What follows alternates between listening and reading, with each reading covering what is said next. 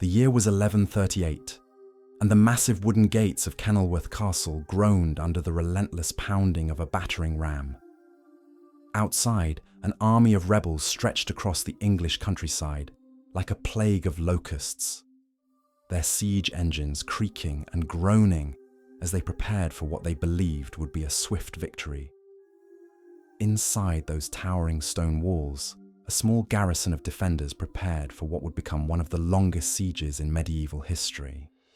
6 months later, it would be the attackers who retreated in defeat, their treasuries emptied and their spirits broken against walls that seemed to laugh at their futile efforts. This wasn't luck. This wasn't divine intervention. This was the result of centuries of military engineering that transformed simple stone structures into nearly impregnable fortresses capable of withstanding armies 10 times their size. Medieval kings didn't just build castles. They built death machines disguised as homes, psychological weapons wrapped in limestone and mortar, strategic masterpieces that could turn a handful of defenders into an unstoppable force. But how exactly did these medieval monarchs create fortifications so effective that a single castle could control entire regions? How did they transform basic construction materials into weapons of war that could break the will of enemy armies before a single sword was drawn? The answer lies in understanding that medieval castle defense was never about a single element. It was a symphony of strategic brilliance, architectural innovation, and psychological warfare that worked together to create something far greater than the sum of its parts. Today we're going to strip away the romantic myths and fairy tale images to reveal the brutal reality of medieval castle warfare. We'll explore the ingenious methods kings used to turn geography itself into their ally, how they created killing zones that funneled enemies into carefully designed traps, and why attackers often found themselves fighting not just human defenders, but the very landscape around them. The first lesson medieval kings learned was that the battle began long before enemy armies arrived at their gates. Victory started with a single decision that would determine whether a castle stood for decades or fell within days. That decision was where to build. Medieval monarchs understood that Mother Nature was their most powerful ally, and they exploited every advantage the landscape could provide. Kings and their master builders scoured the countryside for elevated positions that would force attacking armies to fight gravity before they ever reached the walls. Hilltops, rocky outcrops, and cliff edges became the foundations of defensive empires. Consider the psychological impact on an enemy soldier. After marching for days in heavy armor, you arrive to find your target perched impossibly high above you. Before you can even think about siege tactics, you face an exhausting climb, while defenders rain arrows down from positions that seem to touch the clouds themselves. Edinburgh Castle stands as perhaps the most dramatic example of this principle. Built atop an extinct volcanic plug, it forces any attacking force to scale nearly vertical rock faces while completely exposed to defensive fire. The very act of approaching the castle becomes a grueling ordeal that leaves armies exhausted before the real fighting begins. This wasn't accidental. Medieval engineers understood that tired soldiers make poor fighters, and they designed their fortifications to exploit this fundamental truth. Water features provided another layer of natural defense that kings exploited with ruthless efficiency. Peninsulas offered protection on multiple sides, while rivers and lakes created barriers that siege engines couldn't cross. The builders of Bodiam Castle understood this principle perfectly, surrounding their fortress with a moat so wide and deep that it essentially created an artificial island. Attacking armies found themselves staring across an expanse of water with no easy way to bring their heavy weapons within striking distance of the walls. But perhaps the most ingenious use of terrain involved controlling approach routes. Medieval kings didn't just fortify their castles, they engineered the very paths enemies would use to reach them. Narrow, winding roads forced attacking armies to advance in vulnerable single-file lines, easy targets for defensive archers positioned on the walls above. Some castles were designed with only one viable approach route, eliminating entire attack angles and concentrating all defensive fire on a single killing zone. The psychological warfare began before armies even arrived. Imagine spending weeks marching toward your target, only to crest a hill and see your objective perched on what appears to be an impossible precipice, surrounded by treacherous marshland or defended by cliffs that seem to reach toward heaven itself. Historical records document multiple instances where attacking forces simply turned around and went home after seeing what they were expected to assault. The castle had won without firing a single arrow. Weather became another weapon in the defensive arsenal. Winter winds would blast exposed attackers while defenders remained sheltered behind thick stone walls. Spring rains transformed approach roads into quagmires that swallowed siege equipment and left heavy catapults hopelessly mired in mud. Nothing quite ruins a military campaign like discovering your most powerful weapons are slowly sinking into the earth, while defenders watch from their comfortable positions above. Medieval kings also manipulated the surrounding landscape to enhance their defensive advantages. Forests were carefully managed to restrict the movement of enemy siege weapons while providing cover for defensive sorties. Some rulers even went so far as to engineer artificial water features, creating ponds and redirecting streams to eliminate potential cover for approaching enemies. The landscape itself became a weapon, shaped and molded to serve the castle's defensive needs. Once medieval kings had secured the perfect location, they faced the challenge of constructing walls that could withstand the most advanced siege weapons of their era. This wasn't simply about building big. It was about creating structures so sophisticated that they could absorb tremendous punishment while remaining functionally intact. The engineering principles behind medieval castle walls represent some of the most advanced military architecture ever devised. The sheer scale of these defensive barriers would astound modern visitors. Kings regularly ordered walls 20 feet thick, roughly the length of a modern city bus. These weren't solid blocks of stone, however. Medieval engineers developed a sandwich construction technique that created walls both immensely strong and surprisingly flexible. Two parallel faces of carefully cut stone contained a core of smaller rocks, broken rubble and mortar that could absorb the impact of battering rams and catapult stones without catastrophic failure. The base of many walls featured a distinctive sloped section called a talus that served multiple defensive purposes. These angled foundations deflected attacks upward rather than absorbing them directly, reducing the effectiveness of battering rams and creating treacherous footing for siege ladders. The slope also made it nearly impossible for attackers to find stable positions close to the wall, forcing them to work from awkward angles while under constant fire from above. Advanced castle designs incorporated concentric wall systems that created multiple layers of defense. Even if attackers managed to breach the outer wall, they would find themselves trapped in a narrow corridor between two defensive barriers, with archers firing down from both sides simultaneously. This killing zone concept transformed what might have been a victory into a death trap, where success in breaching the first barrier only led to a more dangerous situation. The ingenuity extended to details that might seem minor but proved crucial in actual combat. Some builders incorporated loose pebbles into wall sections where enemy sappers might attempt to tunnel underneath. These materials would shift and create noise when disturbed, providing an early warning system for underground attacks. Medieval alarm systems required no technology beyond physics and gravel, yet they proved remarkably effective at detecting subterranean threats. Wall construction also considered the long-term effects of siege warfare. Kings understood that battles might last months or even years, so they built their fortifications to withstand extended campaigns.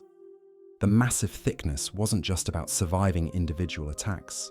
It was about maintaining structural integrity through hundreds of impacts over extended periods, ensuring that walls remained effective even after sustaining significant damage. The psychological impact of these massive barriers cannot be understated. Attacking armies would arrive to find walls that seemed to rise endlessly above them, barriers so thick and imposing that they appeared almost supernatural in their strength. Many siege records describe the demoralizing effect these walls had on attacking forces, with soldiers questioning whether their weapons could possibly breach such massive fortifications. Medieval kings understood that the weakest point in any castle was also its most necessary feature. Every fortress needed a way for defenders to enter and exit, but these openings represented potential vulnerabilities that clever attackers might exploit. The solution was to transform the castle gate from a weakness into one of the most deadly defensive features ever conceived. Gatehouses became elaborate death traps that turned the act of entering the castle into a potentially fatal gauntlet. The approach to a typical gatehouse began with a drawbridge spanning the moat, but this was merely the first obstacle in a carefully orchestrated series of defenses. Behind the bridge lay heavy wooden doors, reinforced with iron bands and secured with massive bars. Yet even these formidable barriers were just the beginning of the defensive sequence. The true genius lay in what happened once attackers managed to breach the outer doors. The portcullis represented medieval engineering at its most lethal. This heavy grate of wood or iron could be dropped instantly from above, trapping attackers in a confined space where they became sitting targets for defenders positioned overhead. Advanced gatehouses featured multiple portcullises, spaced precisely to create killing chambers, where enemies found themselves completely helpless. The spacing wasn't random. It was calculated to trap the maximum number of attackers while preventing them from using their weapons effectively. Above these trapped enemies, the ceiling contained murder holes that allowed defenders to rain destruction down upon their helpless victims. Boiling water, heated sand, rocks and burning pitch could be poured through these openings with devastating effect. The confined space amplified the horror, as attackers found no escape from the death falling from above. Hot sand was particularly effective because it would slip under armor and cause excruciating burns that disabled enemies without killing them immediately. The walls of the gatehouse contained arrow loops that provided protected firing positions for crossbowmen and archers. These narrow slits were engineered to give defenders wide fields of fire while presenting the smallest possible targets to attackers. The overlapping fields of fire meant that enemies faced arrows from multiple directions simultaneously, making it nearly impossible to advance or retreat safely. Many gatehouses projected outward from the main castle walls, creating three-sided killing boxes where defenders could attack from above and both sides simultaneously. This arrangement transformed the act of approaching the gate into a deadly gamble, where success in reaching the entrance only led to an even more dangerous situation. Some of these projections extended 40 feet or more beyond the main walls, creating an extended gauntlet that few attacking forces survived intact. The most sophisticated gatehouses incorporated psychological warfare through architectural deception. Sharp turns disoriented attackers and prevented battering rams from building the momentum needed to be effective. False gates led attackers into heavily defended dead ends, where they could be systematically destroyed. These deceptive features played on the natural human tendency to follow what appeared to be the obvious path, leading enemies directly into carefully prepared traps. The spiral staircases within gatehouses were designed with a subtle but crucial advantage for defenders. The steps curved clockwise, giving right-handed defenders coming down the stairs a natural advantage while hindering right-handed attackers climbing up. This seemingly minor detail could prove decisive in close-quarters combat, where every advantage might mean the difference between life and death. The ingenious brutality of gatehouse design extended beyond mere physical barriers. Medieval kings understood that breaking an enemy's will was often more effective than breaking their bodies. The gatehouse became a theater of psychological horror, where the very act of attempting entry transformed brave warriors into terrified victims. Every element was calculated to maximize not just casualties, but terror among the attacking force. Once attackers realized they were trapped in these killing chambers, panic would set in. The narrow confines prevented effective use of shields or weapons, while the darkness made it impossible to see threats coming from above. The sound of the portcullis slamming shut behind them created a finality that shattered morale. Many attacking forces would surrender immediately upon finding themselves caught in these death traps, preferring captivity to the horror of what awaited them. The gatehouse also served as a command center for the entire castle defense. From elevated positions within the structure, commanders could observe the entire battlefield and coordinate defensive efforts across multiple sections of the walls. Signal systems allowed rapid communication between the gatehouse and distant towers, ensuring that defensive resources could be deployed where they were most needed. This centralized control transformed what might have been chaotic individual actions into coordinated defensive strategies. But even the most ingenious gatehouse design would prove ineffective without the next crucial element of castle defense. Medieval kings understood that controlling the high ground wasn't just about building on hills. It was about weaponizing every foot of elevation their walls provided. The battlements and towers of medieval castles represented the ultimate expression of this principle, transforming height into a devastating tactical advantage that multiplied the effectiveness of every defender. The familiar crenellated walls that crown medieval castles weren't decorative flourishes. Every raised section and gap was precisely engineered to maximize defensive capability while minimizing exposure to enemy fire. The raised portions, called merlons, provided protection for defenders, while the gaps, known as crenels, allowed them to shoot arrows or hurl projectiles. The proportions weren't arbitrary. Medieval engineers calculated the exact dimensions needed to give archers maximum coverage while keeping them safe from return fire. Behind these protective barriers ran the wall walk, a pathway that allowed defenders to move quickly around the entire perimeter of the castle. These weren't narrow ledges where men might slip to their deaths. They were wide enough for fully armored defenders to pass each other without risk, ensuring rapid deployment of forces wherever they were most needed. The ability to concentrate defensive fire at any point along the walls turned even a small garrison into a mobile force capable of repelling much larger armies. The physics of height gave defenders overwhelming advantages that medieval kings exploited ruthlessly. Arrows fired from elevated positions traveled farther and struck with greater force than those shot from ground level. A longbow that might be effective at 100 yards when fired horizontally could reach targets at twice that distance when shot from a tower. This extended range meant that defenders could begin killing attackers long before enemy forces came close enough to pose a real threat. Crossbows proved even more devastating when fired from height. These weapons, already capable of penetrating the finest armor, became instruments of mass destruction when positioned on castle walls. The mechanical advantage of elevation allowed crossbowmen to punch through shields, helmets, and mail with ease. Some towers featured specialized arrow slits arranged to create overlapping fields of fire, ensuring that no area of the killing ground remained safe for attackers. The most terrifying weapons required no sophisticated engineering, just simple physics and gravity.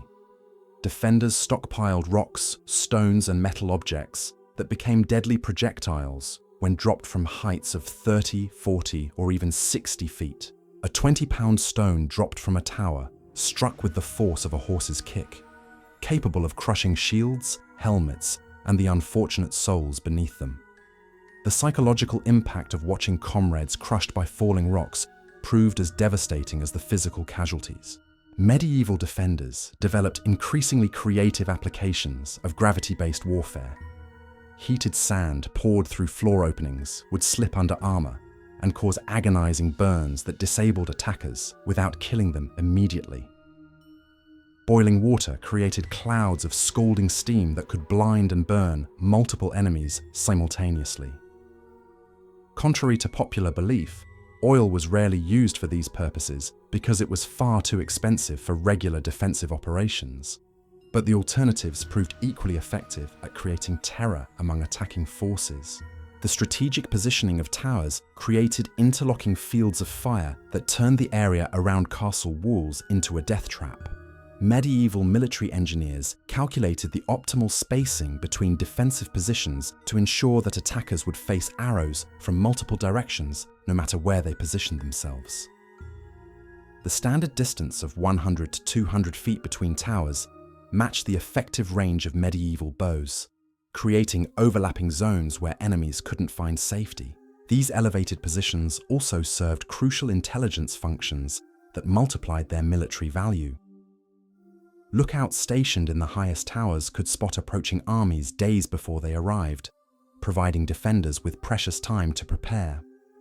Signal systems using smoke, fire beacons, or flag communications allowed rapid coordination between distant castles, creating networks of mutual support that covered entire regions. Some towers featured specialized chambers designed specifically for signal fires that could be seen from 20 miles away or more. But height advantages extended beyond simple observation and communication.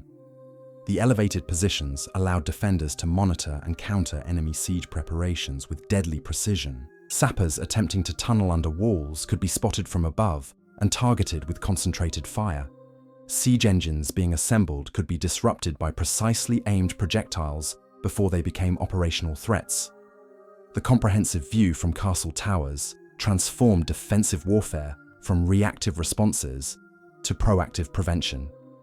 Medieval kings also understood that the psychological impact of towering fortifications could break enemy morale before battles even began. Attacking armies would approach to find walls that seemed to stretch endlessly upward, topped with defenders who appeared almost godlike in their elevated positions. The visual impact of these massive structures, combined with the knowledge of what awaited any assault, caused many enemy forces to abandon their campaigns without ever attempting an attack. The design of individual towers evolved significantly as medieval military architecture advanced. Early square towers had vulnerable blind spots at their corners where attackers could work unobserved, but later round and D-shaped designs eliminated these weaknesses entirely. The curved walls not only provided complete visibility around the tower's base, but also deflected projectiles more effectively than flat surfaces. Battering rams found no good purchase points on curved walls, forcing attackers to rely on less effective siege methods. Yet even the most sophisticated towers and walls would prove inadequate if attackers could simply walk up to their base unopposed. Medieval kings understood that creating distance between enemies and their fortifications was crucial for maintaining defensive advantages. This insight led to the development of one of medieval warfare's most iconic features, a barrier that forced attacking armies to expose themselves to defensive fire for extended periods, before they could even begin their assault on the castle proper. The moat represented medieval engineering's elegant solution to the fundamental problem of siege warfare. These artificial barriers created killing zones where attacking forces found themselves completely exposed while defenders remained safely protected behind their stone walls. But medieval moats were far more sophisticated than simple water-filled ditches. They were complex defensive systems designed to channel enemy forces into carefully prepared killing grounds while preventing the most dangerous forms of attack. The dimensions of castle moats reflected careful military calculation rather than arbitrary construction decisions. Widths of 15 to 30 feet created gaps too large for siege ladders to span, while remaining narrow enough for drawbridges to cross effectively. Depths of 8 to 12 feet prevented easy fording while ensuring that the water table would flood any tunneling attempts. These measurements weren't random. They represented the accumulated wisdom of centuries of siege warfare distilled into precise engineering specifications. Water-filled moats served multiple defensive functions beyond simply creating obstacles for attacking armies. The standing water made tunneling operations nearly impossible, as any attempt to dig under the castle walls would immediately flood with groundwater. This single feature eliminated one of the most dangerous siege tactics available to medieval armies, forcing attackers to rely on more vulnerable direct assault methods that played to the castle's defensive strengths. But not all moats contained water, and dry versions often proved equally effective. These deep trenches could be filled with sharpened stakes, metal spikes called caltrops, or other obstacles designed to maim and kill anyone attempting to cross. Some castle builders took psychological warfare to new extremes by filling their moats with refuse, sewage, and rotting organic matter. The stench alone might discourage attacks, while the health hazards created additional problems for any army attempting extended siege operations. The crossing of moats required elaborate preparation that exposed attacking armies to extended periods under defensive fire.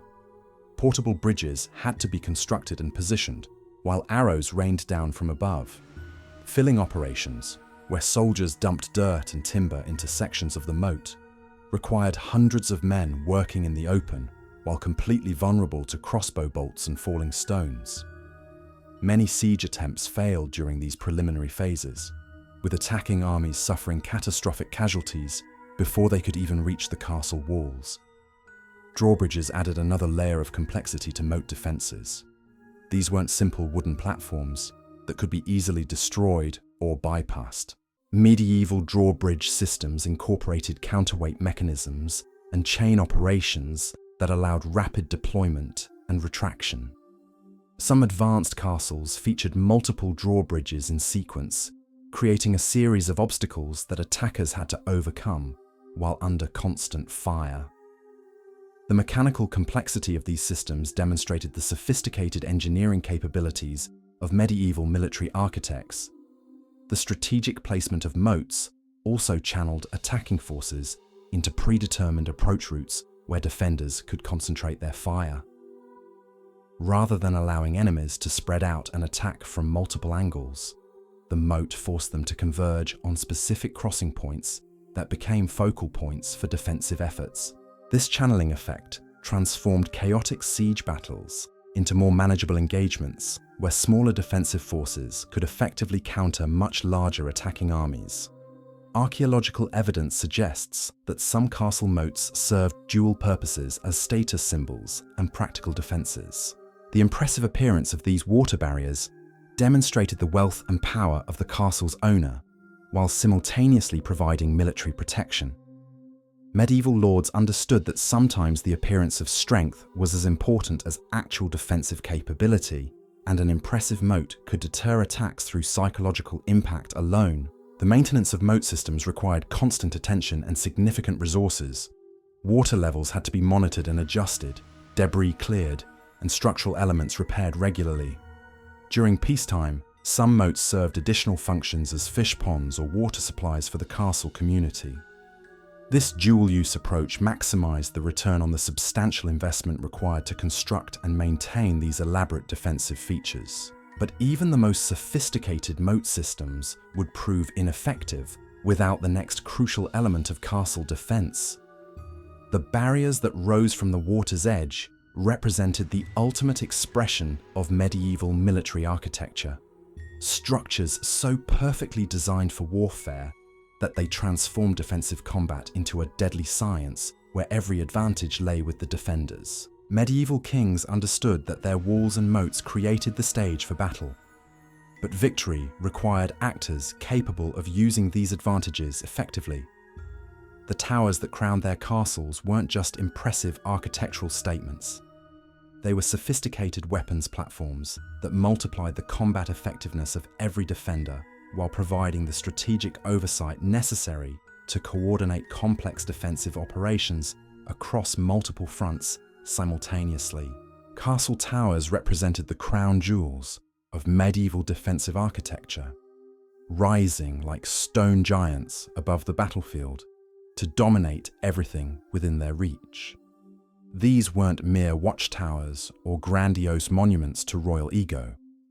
They were precisely engineered killing machines that transformed a handful of defenders into an unstoppable force, capable of breaking the will of armies numbering in the thousands. The height advantage these towers provided went far beyond simple observation. Medieval military engineers understood that elevation multiplied every defensive capability exponentially. An archer positioned 60 feet above the battlefield could engage targets at distances that would be impossible from ground level. The physics were brutally simple. Arrows fired downward traveled farther, struck harder, and proved nearly impossible for enemies to avoid. What might be a manageable skirmish at ground level became a systematic slaughter when defenders held the high ground. But the true genius of tower design lay in their strategic positioning across the castle complex. Medieval kings didn't scatter these structures randomly across their fortifications. Every tower was placed with mathematical precision to create overlapping fields of fire that turned the entire area around the castle into a carefully orchestrated death trap. The standard spacing of 100 to 200 feet between towers matched the effective killing range of medieval longbows, ensuring that no section of the castle perimeter lacked adequate defensive coverage. This overlapping fire pattern meant that attacking forces found themselves caught in crossfires no matter where they positioned themselves. Soldiers attempting to scale walls on one side would face arrows from towers on their flanks. Those seeking shelter behind siege equipment would discover that multiple elevated positions could target their hiding spots simultaneously. The psychological impact proved as devastating as the physical casualties, as attackers realized there was literally nowhere safe within range of the castle walls. The internal design of these towers reflected centuries of hard-won battlefield experience. Spiral staircases curved in a clockwise direction, a subtle but crucial advantage that favored right-handed defenders moving downward while hindering right-handed attackers climbing up. In the confined space of a tower stairwell, this seemingly minor detail could determine the outcome of desperate hand-to-hand combat. Medieval architects understood that battles were won through accumulating small advantages, and every design element served a tactical purpose. Arrow loops, those narrow slits that pierced tower walls, represented masterpieces of military engineering disguised as simple openings. The exterior aperture remained tiny, presenting almost no target for enemy archers, while the interior splayed outward to give defenders wide fields of view and fire. Some towers featured dozens of these slits, arranged in patterns that created interlocking zones of death around the castle's base. Crossbowmen positioned at these openings could pick off individual enemies with surgical precision, while remaining virtually invulnerable to return fire. The intelligence advantages provided by tower-based observation posts proved equally crucial to successful castle defense. Lookouts stationed at the highest points could spot approaching armies days before they arrived, providing defenders with precious time to prepare for siege. Signal systems allowed rapid communication across vast distances, coordinating defensive efforts between multiple castles and creating networks of mutual support that covered entire kingdoms. Some towers contained specialized chambers designed specifically for signal fires that could transmit messages across 20 miles or more of countryside. Medieval kings also recognized that towers served as psychological weapons that could break enemy morale before battles even commenced. The visual impact of these massive stone structures, rising impossibly high above the surrounding landscape, created an aura of invincibility that many attacking armies found impossible to overcome. Historical records document numerous instances where enemy forces simply abandoned their campaigns after seeing the towers they were expected to assault. The castle had achieved victory without loosing a single arrow. But towers provided more than just elevated firing positions and observation posts. They served as command centers from which castle commanders could orchestrate complex defensive operations involving hundreds of defenders across multiple sections of the fortifications. The comprehensive view from tower tops allowed real-time assessment of enemy movements and immediate deployment of defensive resources where they were most needed. This centralized command structure transformed what might have been chaotic individual actions into coordinated defensive strategies that maximize the effectiveness of every defender. The evolution of tower design reflected the ongoing arms race between castle builders and siege engineers. Early square towers suffered from vulnerable blind spots at their corners where attackers could work unobserved by tower defenders. Medieval architects solved this problem by developing round and D-shaped towers that eliminated dead zones entirely. These curved walls also proved more effective at deflecting projectiles and provided no flat surfaces for battering rams to target effectively. Advanced tower designs incorporated multiple levels of defensive positions, creating vertical killing zones that attackers had to overcome floor by floor. Each level contained its own arrow slits, murder holes, and defensive positions, ensuring that even if enemies managed to breach the tower's base, they would face increasingly deadly resistance as they climbed higher. The uppermost levels often featured projecting galleries called hordes that allowed defenders to drop projectiles directly onto attackers at the tower's base. The construction of these towers required enormous resources and years of skilled labor, but medieval kings considered them essential investments in their realm's security. A single well-designed tower could control vast areas of countryside, dominating river crossings, mountain passes, and trade routes that were crucial to the kingdom's economic survival. The tower at Château de Coucy in France rose over 160 feet above the surrounding landscape, its presence alone sufficient to maintain royal authority across dozens of miles of territory. Yet even the most sophisticated towers would prove inadequate if the defenders within them couldn't survive extended siege conditions. Medieval kings understood that winning a siege wasn't just about keeping enemies out, it was about outlasting them. This realization led to the development of perhaps the most crucial aspect of castle defense: systems that allowed defenders to maintain their fighting effectiveness for months or even years, while enemy armies slowly starved and bankrupted themselves in futile attempts to breach the walls. The transformation of a medieval castle from fortress to self-contained city during siege conditions represented one of the most remarkable achievements of medieval logistics and planning. When the gates slammed shut and the drawbridge rose for the last time, several hundred people might find themselves trapped together in a space originally designed for perhaps 50 permanent residents. Managing this sudden population explosion while maintaining military effectiveness required careful preparation and iron discipline.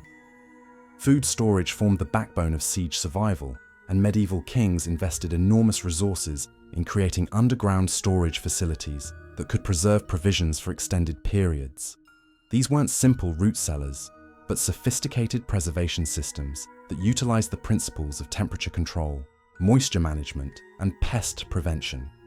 Massive quantities of grain, dried legumes, preserved meats, and hard cheeses were carefully stockpiled in underground chambers, carved directly from bedrock beneath the castle's foundations.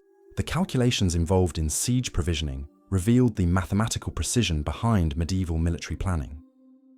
A typical garrison of 100 men required approximately 2 tons of food per month during active siege conditions.